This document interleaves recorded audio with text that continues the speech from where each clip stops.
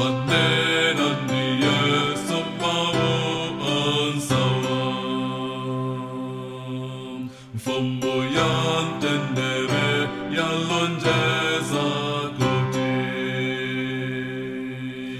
Sendem tuluta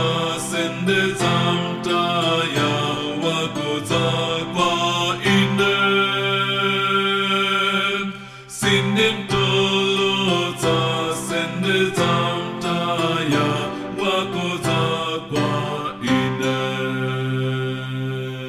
Foloni kapolo atetu kwa inem Wanenani Yesu mau onse awam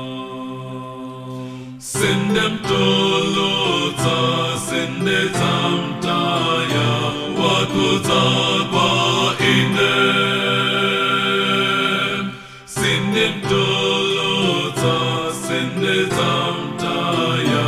wakuta kwa inem Onse akulapa atam namain Depo azayimba